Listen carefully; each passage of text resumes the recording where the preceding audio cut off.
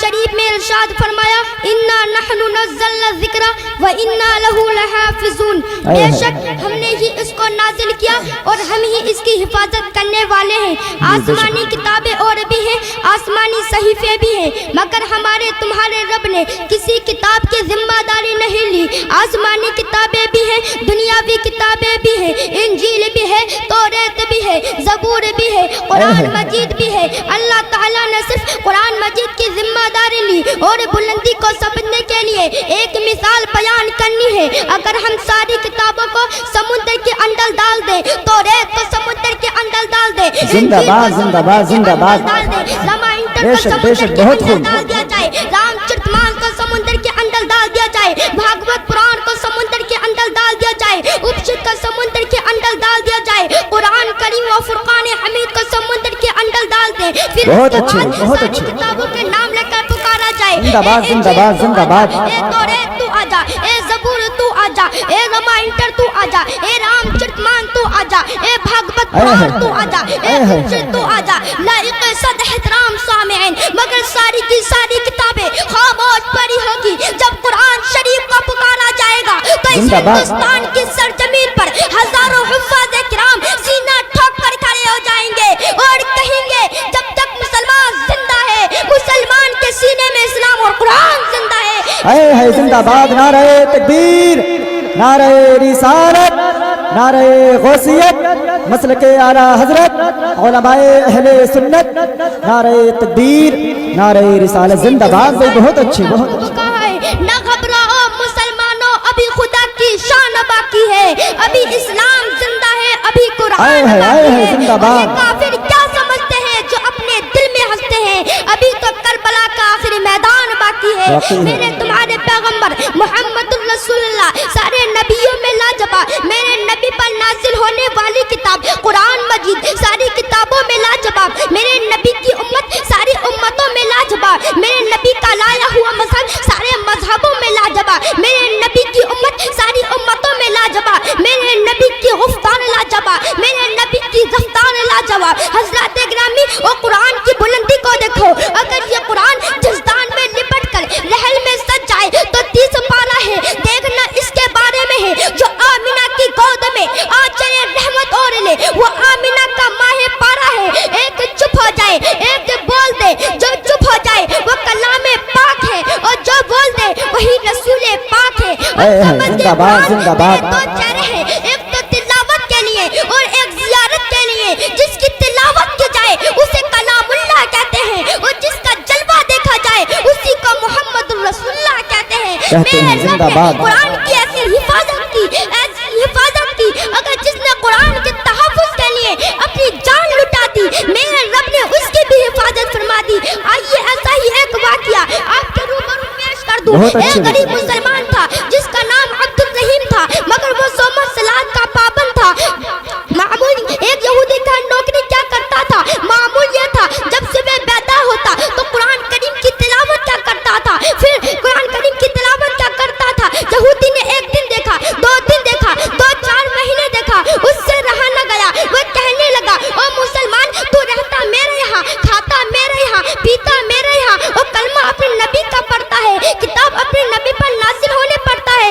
اگر تجھے میرے یہاں رہنا ہے تو کتاب میرے نبی کے پڑھے گا، کلمہ میرے نبی کے پڑھے گا۔ مسلمان کہتا ہے ہرگز نہیں، میرے نبی تیرے نبی سے افضل ہے، میرے نبی کا لایا ہوا قرآن تیرے نبی کی کتاب سے افضل ہے۔ یہودی کہتا ہے ایسے افضلیت کا پتہ نہیں چلے گا، چل تو اپنی کتاب آگ میں ڈال، میں بھی اپنی کتاب آگ میں ڈالوں گا۔ مسلمان کہتا ہے ٹھیک ہے۔ اب یہودی نے دن مقرر کر دیا۔ یہودی کہتا ہے اگر جس کی کتاب جل جائے وہ کمتر ہے، اگر جس کی کتاب بچ جائے وہ زیادہ افضل ہے۔ مسلمان کہتا ہے ٹھیک ہے۔ اب مسلمان بیچارہ غریب انسان تھا، نوکری کیا کرتا تھا، اب مسلمان کے پاس کوئی کیمیکل نہیں تھے، کوئی دوائیاں نہیں تھی، وہ قرآن کریم میں لگا دیتا، مگر ادھر یہودی امیر شخص تھا، مالدار شخص تھا، اس نے اپنی کتابوں میں طرح طرح کی کیمیکل لگائے، طرح طرح کی دوائیاں لگائی۔ حضرات اعلان کر دیا گیا کہ فلاں دن مسلمان یہودی میں مقابلہ ہے، مسلمان کی کتاب اور یہودی کی کتاب میں مقابلہ ہے۔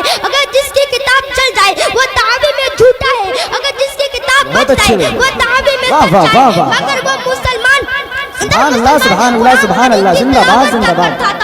اور دعائیں مانگتا، اے مولا یہ مسلمان یہودی کا مقابلہ نہیں، ایک دشمن اسلام اور مسلمان کا مقابلہ ہے۔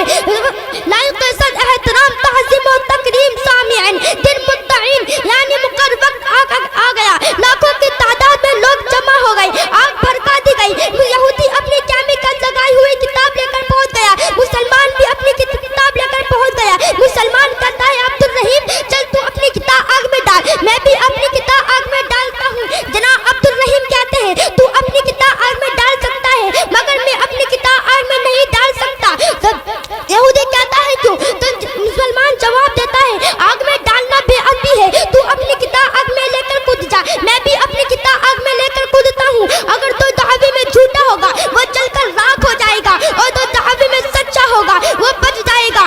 اب یہودی پریشان ہو گیا، اس نے اپنی کتابوں میں طرح طرح کی کیمیکل لگائے، طرح طرح کی دوائیاں لگائی، مگر اپنے میں کچھ نہیں لگایا تھا۔ پریشان ہو کر ادھر ادھر کی باتیں کرنے لگا، مگر وہ عاشق رسول وہ سچا قرآن کا شہدائی، اس نے دیکھا کہ یہاں لاکھوں کی تعداد میں لوگ جمع ہیں، اگر میں آگ میں کود گیا تو لاکھوں کی تعداد میں کلمہ پڑھ کر مسلمان ہو جائیں گے۔ وہ رسول کا دیوانہ قرآن کریم کو ہاتھ میں لے کر آگ میں چھلانگ لگا دیتا ہے، جانی کود جاتا ہے۔ لوگ سمجھ رہے تھے کہ جل کر راکھ ہو جائے گا، جب دیکھا گیا تو قرآن کریم کی تلاوت کر رہا تھا، پڑھ رہا تھا انا نحن نزلنا الذکر وانا لہ لحافظون۔ سارے کے سارے لوگ اسی وقت عبد الرحیم کے ہاتھ پر کلمہ پڑھ کر مسلمان ہو گئے۔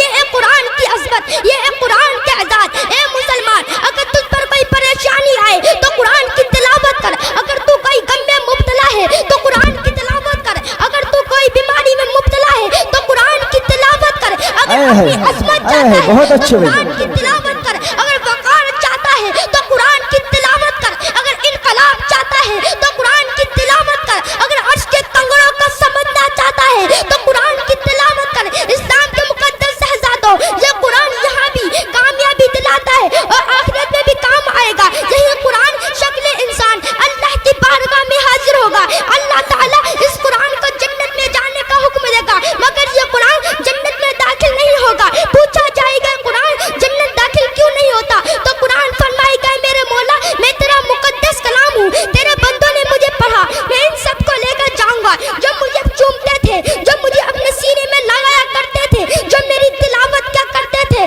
تو اللہ تعالیٰ فرمائے گا اے میرے مقدس کلام جو تجھے اجازت ہے، جو تجھے چومتے تھے، جو تجھے پڑھا کرتے تھے، جو تجھے اپنے سینے میں لگایا کرتے تھے، جو تجھے چاہتے تھے، ان سب کو لے کر جنت میں داخل ہو جا۔ تو قرآن اپنے چاہنے والوں کو، اپنے چومنے والوں کو، اپنے چاہنے والوں کو جنت میں داخل ہوگا، جنت کے دروازے کھٹکھٹائے گا، اندر سے آواز آئے گی کون؟ تو قرآن فرمائے گا ان القرآن و معی القاری، میں قرآن ہوں اور میرے ساتھ میرے قاری ہیں۔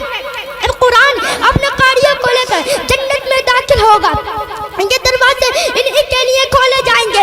اسلام کے مقدس شہزادوں پتہ چلا، معلوم ہوا یہ قرآن ہماری یہاں بھی رہنمائی فرماتا ہے، اور کل بروز قیامت یہی قرآن ہم سب کو جنت دلائے گا۔ تو ہم سب کو چاہیے کہ ہم خود بھی پڑھیں اور اپنی اولادوں کو بھی پڑھائیں۔ میرے نبی ارشاد فرماتے ہیں خیرکم من تعلم القرآن وعلمہ، جس نے قرآن سیکھا اور دوسروں کو سکھایا وہ تم میں سے سب سے بہتر ہے۔ اللہ تعالیٰ کی بارگاہ میں دعا ہے کہ ہمیں علم سیکھنے اور دوسروں کو سکھانے کی توفیق عطا فرمائے، آمین ثم آمین۔ وآخر دعوانا الحمدللہ رب العالمین۔ خوب کے سبل چمن پھول چنے شاد رہے، باغ با جاتا ہوں گلشن تیرا آباد رہے، چمن باقی رہا تو پھول